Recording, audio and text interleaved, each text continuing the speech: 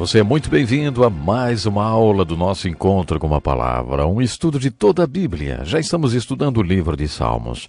Em nosso último estudo, resumi a mensagem dos Salmos 1 e 23, 2 Salmos do Homem Abençoado. O Salmo de hoje é mais um Salmo do Homem Abençoado, o 127, e possui uma mensagem muito semelhante à do Salmo 128.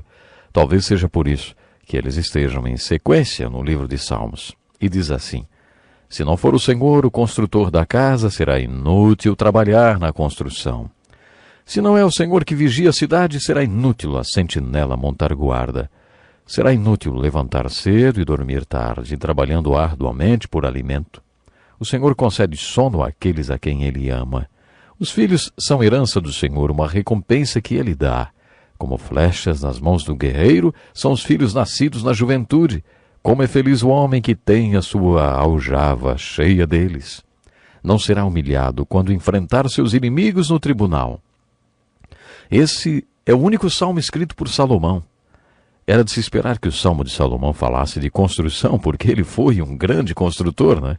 Ele é lembrado, entre outras coisas, por ter construído o templo, mas não foi apenas o templo que ele construiu. Ele construiu cidades, parques, frotas de navios e elaborados estábulos para as centenas de cavalos que tinha. Ele estava sempre construindo alguma coisa.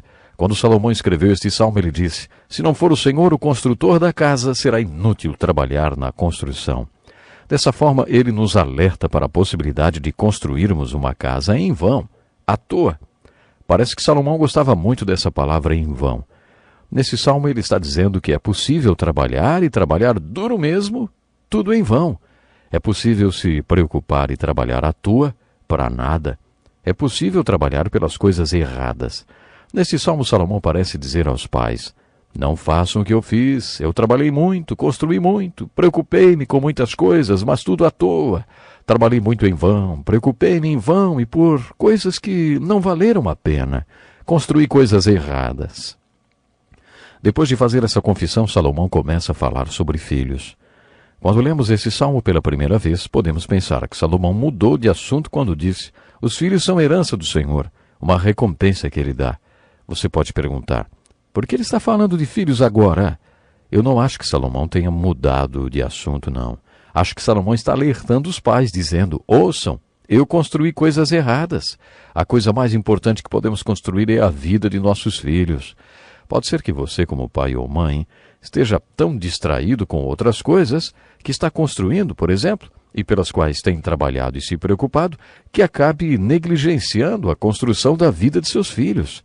Salomão teve um filho que foi um verdadeiro idiota.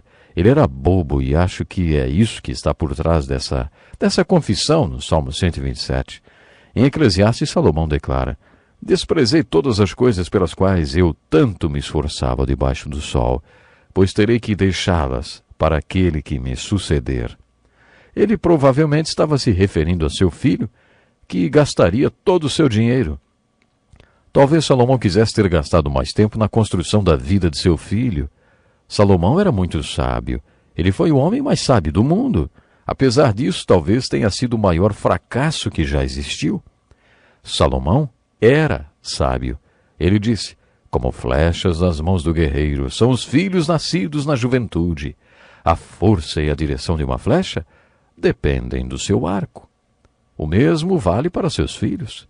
A força e a direção de seus filhos na vida dependem do arco que as lança no mundo.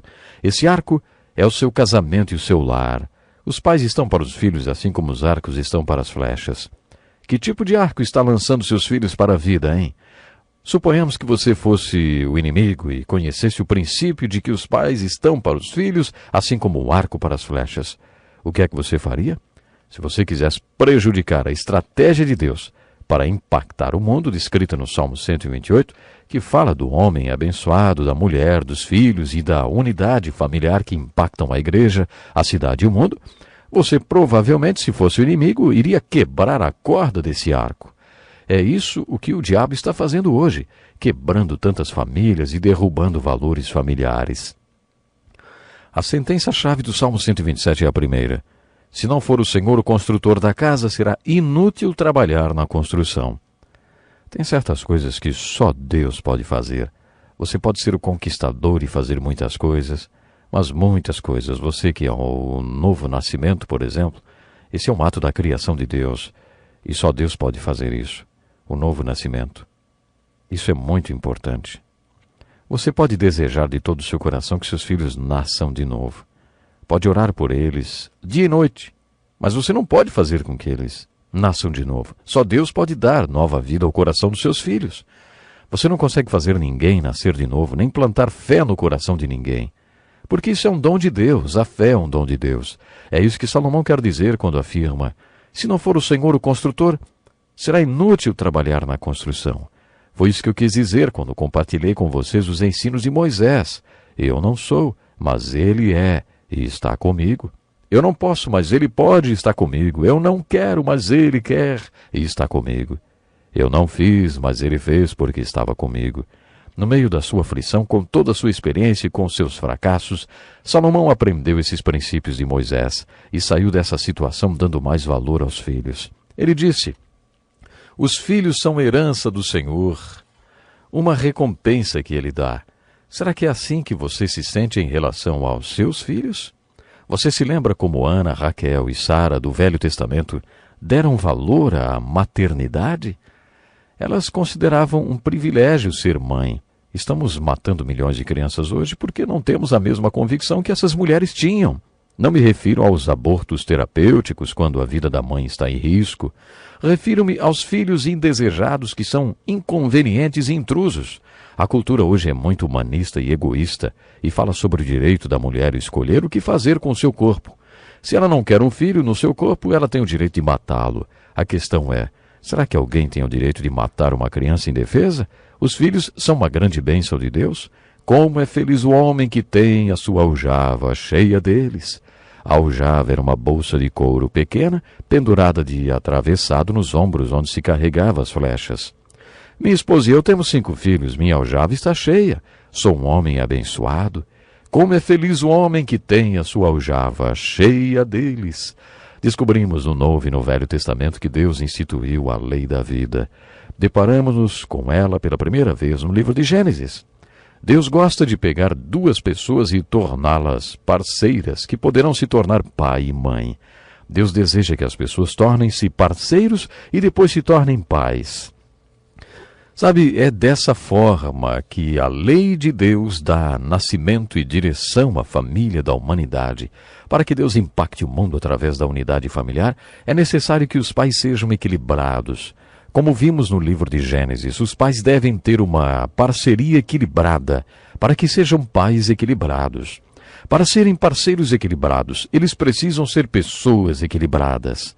Ninguém consegue ser equilibrado em qualquer uma dessas áreas sem Deus. Quando esse salmo afirma: se não for o Senhor o construtor da casa, será inútil trabalhar na construção, está dizendo que você não consegue ser um bom pai sem Deus. Quando Jesus falou sobre o casamento e divórcio, disse: nem todos têm condições de aceitar esta palavra, somente aqueles a quem isso é dado. Ele quis dizer que nem todos podem cumprir as condições necessárias para viver o plano de Deus para o casamento. Só aqueles que têm o Espírito Santo podem se tornar bons parceiros. E quando Jesus falou sobre o novo nascimento, também diz que você não consegue ser uma boa pessoa sem Deus. O que nasce da carne é carne. Carne quer dizer natureza humana sem Deus. Com isso, Jesus está dizendo que sem Deus você não consegue ser uma boa pessoa. Essa é a mensagem básica dos Salmos do homem abençoado. Se Deus não construir a casa, sem o cuidado de Deus, somos pessoas, parceiros e pais desequilibrados. Salomão fala bem eloquentemente sobre esses desequilíbrios. Será inútil levantar cedo e dormir tarde, trabalhando arduamente por alimento. O Senhor concede o sono àqueles a quem Ele ama. Salomão está descrevendo o milagre natural e o sobrenatural. O natural é: quando já gastou todas suas energias e está exausto, você vai para a cama, dorme durante 6 ou 8 horas e Deus restaura suas forças. Vamos supor que você tenha tido uma noite ruim e não tenha conseguido dormir. Enquanto você ficar acordado, tentando ajudar Deus a revigorá-lo, Ele não tem como ajudá-lo. Pode ser violada. Enquanto você não dormir e se tornar passivo, Deus não reabastecerá seu corpo com energia. Essa lei natural ilustra a mensagem básica do Salmo 127. Como o homem sábio que era, Salomão fala que essa lei natural demonstra como uma casa é construída. Lembre-se que você não pode construir a vida de seus filhos. Deus não poderá construir a vida de seu filho enquanto você não deixá-lo fazer isso. Esse salmo está ensinando que, se não for o Senhor o construtor da casa, será inútil trabalhar na construção. Se é Deus quem está construindo, é inútil você se preocupar e trabalhar tanto. Assim será inútil você construir com esforço humano e tudo será em vão. Será o seu trabalho e não o trabalho de Deus. Se realmente entendêssemos verdades bíblicas como essa do Velho Testamento, estaríamos mais abertos para entendermos algumas das declarações de Jesus no Novo Testamento. Em Mateus, no capítulo 7, Jesus declara no Sermão do Monte que um dia alguns dirão: Senhor, em teu nome não realizamos muitos milagres. E Jesus dirá: Nunca os conheci, afastem-se de mim, vocês que praticam o mal. Com essas pessoas nós vemos algo interessante, que nos leva a uma pergunta. Como é que essas pessoas poderão estar tão enganadas, hein? Como? Como que se enganaram assim? A resposta a essa pergunta está no Salmo 127. Elas não deixaram o Senhor construir a casa, fizeram por elas mesmas. Para começar a ser sábio, seria muito bom aprender a diferença entre a sua parte e a de Deus, e poder dizer como Moisés e Salomão: Eu não sou, mas Ele é. Eu não posso, mas Ele pode. Lembre-se que é possível se preocupar e trabalhar à toa, mas também é possível trabalhar, construir e preocupar-se de maneira produtiva.